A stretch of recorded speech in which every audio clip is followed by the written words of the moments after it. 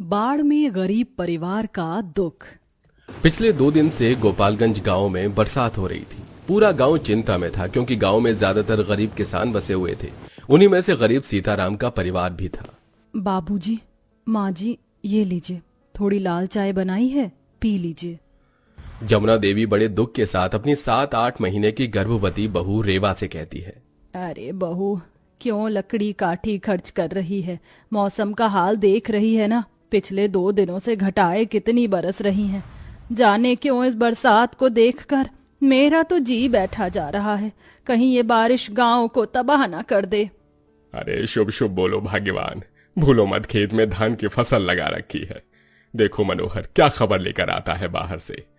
तभी सिर पर बोरी ओढ़े हुए मनोहर दौड़ा दौड़ा घर आता है। उसे देखते बहन किरण कहती है, क्या बात है भैया, आप हाँफ क्यों रहे हैं?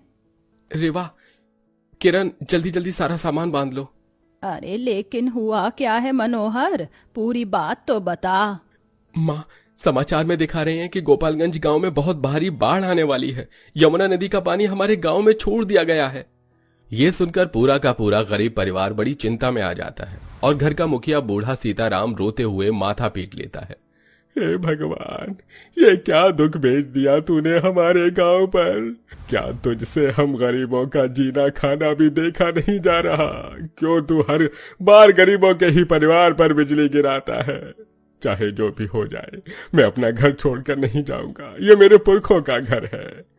सीताराम घर की दीवारों को देख देख कर रोने लगता है। तभी सरकारी ऐलान जारी होता है, सुनो सुनो सुनो, गोपालगंज के गांव वालों के लिए एक जरूरी सूचना। यमुना नदी का जल स्तर बहुत ही ज्यादा बढ़ जाने की वजह से बाढ़ का सारा पानी इस गांव की तरफ आ रहा है। जितना जल्दी हो सके अपनी अपनी जान बचाकर इस गांव से निकल जाओ। बाढ़ की खबर सुनकर पूरे गांव में अफरा तफरी मच जाती है और गरीब परिवार का पड़ोसी हरिया दौड़ा दौड़ा आता है। अरे सीताराम काका, जमुना काकी, सुना आपने? अरे बाढ़ आने वाली है, जल्दी से जो धान गेहूं ओढ़ना बिछाना है सब ले लो और चल लो। अरे तुम लोग देख क्या रहे हो, जल्दी सामान बांधो। बाबूजी चलिए, हम इस घर के लिए जान दांव पर नहीं लगा सकते। जान सलामत रहेगी तो घर फिर बन जाएगा। तभी बिजली चमकती देखकर रेवा की 6 साल की बेटी मुनिया डर से थर थर कांपने लगती है। किरण बुआ, मुझे डर लग रहा है। तभी तूफान में उनका घर भी डगमगाने लगता है, जिससे परिवार के दिल की धड़कन और तेज बढ़ जाती है। दादी दादाजी देखिए, हमारा घर तो हिल रहा है। क्या हम सारे के सारे इसमें मर जाएंगे? मेरा आने वाला छोटा बाबू भी मर जाएगा। ये सुनते ही रेखा की आंखों से आंसू बहने लगते हैं। नहीं बिटिया, हम में से कोई नहीं मरेगा, ठीक है? हिम्मत करते हुए पूरा परिवार सामान बांधने लगता है। इतनी देर में बाढ़ का पानी तीव्रता से गोपालगंज गांव के अंदर घुस आता है और उनके घरों में भर जाता है। किसानों की खेती बाड़ी बाढ़ में डूब जाती है। कई परिवारों के घर उजड़ जाते हैं और बहुत संख्या में परिवार मारे जाते हैं और गरीब परिवार भी बाढ़ की चपेटों में आ जाते हैं। सब कोई एक एक करके घर से बाहर निकलिए। माँ, बाबूजी, किरण, चलो निकलो जल्दी। भैया, भाभी तो अंदर ही छूट गई। किरण, तुम मुनिया को लेकर निकलो। सब सावधानी बरतते हुए जैसे तैसे बाहर निकलते हैं। तभी एक दीवार धंस जाती है और रेवा पर आ गिरती है। उसी वक्त उसे पीड़ा शुरू हो जाती है। माँ, मेरा बच्चा, बचाओ। मनोहर पूरी ताकत लगाकर दीवार हटाने लगता है। तू डर मत रेवा, मैं तुझे कुछ नहीं होने दूंगा। बाढ़ के चलते तेजी से दीवारों में दरारें आने लगती हैं। दोनों जैसे बाहर निकलते हैं, घर गिर जाता है और लोग जल्दी जल्दी अपनी जान बचाने के लिए नावों में सवार हो जाते हैं। लेकिन उस गरीब परिवार के पास कोई यातायात का साधन नहीं था। रेवा, तू ठीक तो है? अजी, मुझे बहुत दर्द हो रहा है। कुछ करो, मैं चल नहीं पाऊंगी।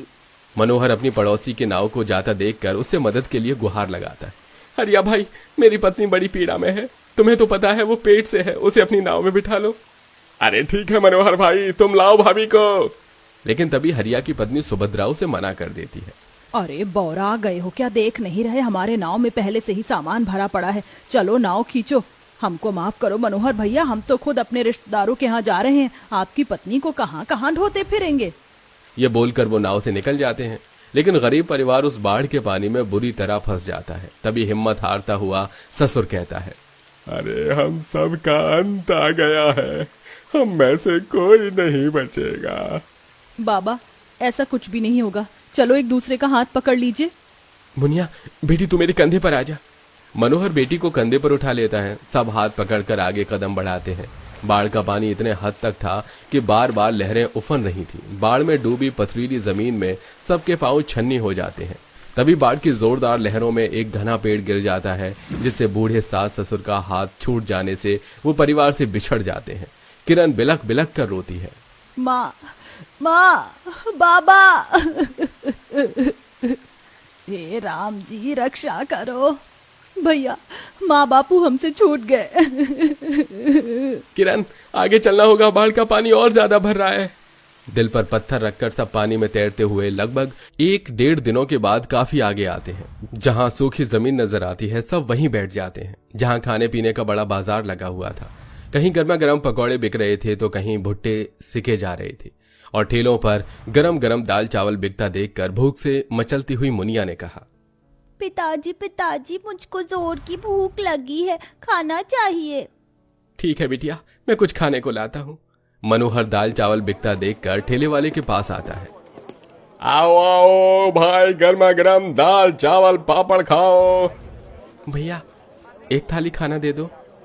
ये लो भाई, 50 रुपए हो गए। ये सुनते ही लाचारी के भाव से मनोहर ने डबडबाती आंखों से कहा, भाई मेरे पास देने के लिए पैसे नहीं है। मेरा गांव बाढ़ में डूब गया, परिवार वाले भूखे हैं, ये खाना दे दो। अरे फ्री का आ रहा है क्या, जो ऐसे दे दें, चल भाग यहाँ से। ठेले वाला किसी निर्दय की तरह उसके आगे से निवाला छीन लेता है और दुत्कार कर उसे भगा देता है। तब रोते बिलखते हुए मुनिया कहती है, पिताजी मुझको भूख नहीं लगी है, मुझे खाना नहीं चाहिए। तभी रेवा ने रोड के अगल बगल घास उगी देखी, जो कि एकदम हरी भरी मुलायम खाने लायक थी। और फिर पेट की आग बुझाने के लिए एक गरीब क्या से क्या नहीं कर गुजरता है। लगता है इस रोड में सब्जी वाले रेड़ी लगाते हैं, तभी किनारे किनारों पर ये पालक सरसों उगा हुआ है। रेवा आंचल में सारे घास इकट्ठा करके तोड़ लाई। किरण इधर उधर से ईंट और जलने का ईंधन ले आई और दोनों नंद भाभी ने घास की रोटी बनाई और आंसुओं के साथ खाया। रोड पर से आते जाते गुजरने वाले लोग उन्हें हीन भावना से देख रहे थे। माँ, ये घास की रोटी तो बहुत स्वादिष्ट है, एकदम आटे की रोटी जितनी मुलायम है। सुनो, आज का वक्त तो कैसे भी कट गया, लेकिन हम सड़क पर कब तक वक्त गुजारेंगे? ठिकाना तो बनाना होगा। मानसून का मौसम है। आज किसी तरह सो जाते हैं, कल देखता हूँ कोई काम धंधा। उस रात सब फुटपाथ में बिना छत के सो जाते हैं, लेकिन आधी रात में जोरों की बूंदाबांदी शुरू हो जाती है। पिताजी बारिश आ रही है। छिपने के लिए कोई जगह ढूंढनी होगी, चलो सब उठो। पूरा परिवार उस जगह से उठकर बरसात में भटकने लगता है और एक पेड़ की आड़ में बैठ जाते हैं। देखते देखते सुबह निकल आती है। मनोहर देखता है कि दूर सड़क बनने का काम चल रहा है। लगता है वहां सड़क बनने का काम चल रहा है, बस काम मिल जाए वरना बड़ी कठिनाई हो जाएगी। मनोहर उम्मीद लेकर वहां काम मांगने आता है। साहब, मुझे भी कोई काम मिलेगा क्या? बाढ़ के चलते मेरा घर उजड़ गया है, परिवार को लेकर रोड पर रह रहा हूं। मनोहर के दुखों को सुनकर सेठ दुख से बोलता है, हाँ हाँ बेटा, ये सब मजदूर भी उस बाढ़ आपदा के सताए हुए हैं, तुम काम कर सकते हो। बहुत बहुत मेहरबानी साहब जी। मनोहर कंधे पर ईंट उठाकर ढोने लगता है। तभी उसके माता पिता भी वहीं दूसरी तरफ ईंट बिछा रहे थे। जैसे वो उन्हें देखता है, उनकी आंखों में आंसू फूट पड़ते हैं। माँ, पिताजी, आप दोनों ठीक हैं? अरे भगवान, भगवान का शुक्र है आप जिंदा हैं, वरना मुझे तो लगा था कि बाढ़ में मैंने अपने माता पिता को खो दिया। अरे दोनों बूढ़े माँ बाप भी बेटे को देखकर रो पड़े। उनकी आंखों से भी आंसू बहने लगे। जमुना ने बेटे को कलेजे से लगा लिया। मनोहर मेरा लाल, तुझे देखकर इस गरीब माँ का कलेजा फूल गया। बहू, किरण और मुनिया कहाँ हैं? सब सही सलामत बच गए हैं माँ। चलो माँ, भगवान ने घर तो छीन लिया लेकिन मेरे परिवार को बचा लिया। घर तो मैं बना लूंगा। तीनों मिलकर अपने हिस्से की मजदूरी पूरी करते हैं और शाम को मनोहर अपने माता पिता को लेकर आता है, जहां दोनों नंद भाभी रोड पर ही रोटी बना रही थी।